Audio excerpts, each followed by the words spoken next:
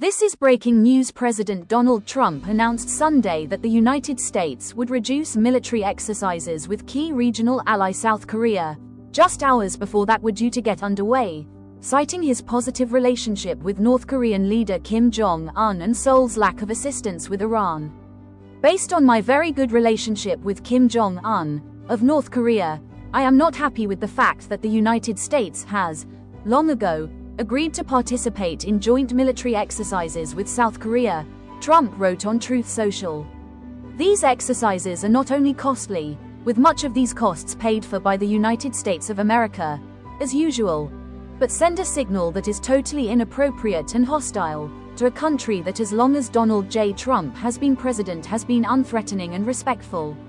South Korea has been a close American ally for over 70 years, and the two nations have a mutual defense treaty, primarily designed to protect it from North Korea, a burgeoning military power that now possesses nuclear warheads and intercontinental ballistic missiles. The US and South Korea frequently hold joint military drills, and South Korea hosts the largest US military installation overseas, Camp Humphreys, home to tens of thousands of American service members, their families and Korean nationals. Ulchi Freedom Shield, the annual joint exercises, began on Monday as planned, South Korea's Joint Chiefs of Staff told CNN. What is less clear currently is whether the exercises have been suddenly pared down or not in light of Trump's sudden announcement. The drills, scheduled to run for 10 days, were designed to adapt to North Korea's evolving capabilities and would incorporate training to counter drones, GPS disruption and cyber attacks, Reuters reported last week, citing a joint statement. They are usually a significant joint exercise involving thousands of troops and major equipment. At least 18,000 South Korean troops were set to take part this year, according to local authorities. North Korea has long criticized joint US-South Korea exercises, with its foreign ministry last week calling the planned drills a rehearsal for an aggressive war and a grave threat to its security. South Korea's presidential Blue House said it was reviewing Trump's comments, adding that it would continue working with the US on details related to the drills and the maintenance of firm combined defense posture. In his social media post, Trump went on to raise his request for South Korea to help with the US war against Iran.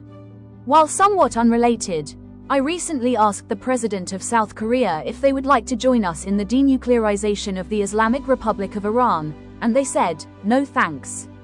Trump wrote, "The US president has frequently lashed out at allies that have not aided in the war."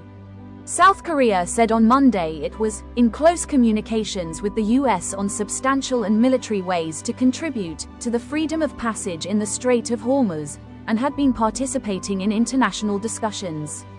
North Korea's Kim has said the United States' war with Iran proves his country made the right decision to keep its nuclear weapons after denuclearization talks with the US failed during Trump's first term. In a speech to North Korea's Supreme People's Assembly published in March, Kim accused Washington of acts of state-sponsored terrorism and aggression, but did not mention Iran by name. Kim has yet to comment on Trump's plan to scale back the drills. Over the weekend, he reaffirmed Pyongyang's deepening ties with Russia in a message to President Vladimir Putin, state media reported.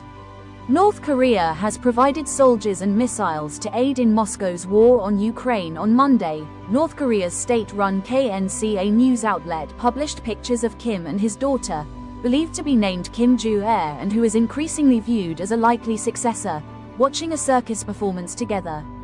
Trump has had a warm relationship with Kim despite North Korea being a longtime adversary of the United States.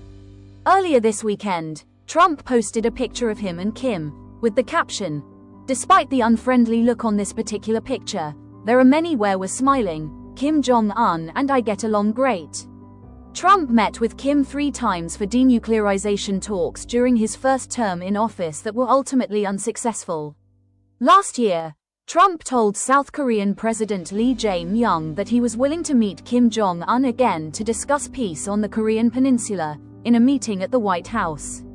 The South Korean government hopes that the friendly relations between the leaders of North Korea and the US would lead to meaningful talks between the two countries, the Blue House said Monday.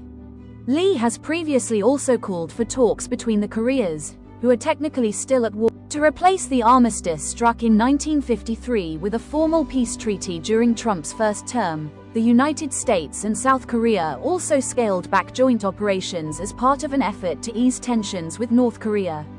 The president said in 2018 that it was inappropriate to have war games on the Korean peninsula as the US was engaging in nuclear negotiations with North Korea in March 2019, after a Trump-Kim summit in Hanoi that failed to reach an agreement.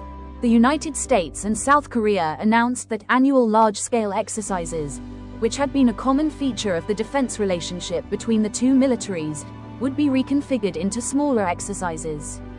As he did on Sunday, Trump in 2019 also cited the cost to the United States.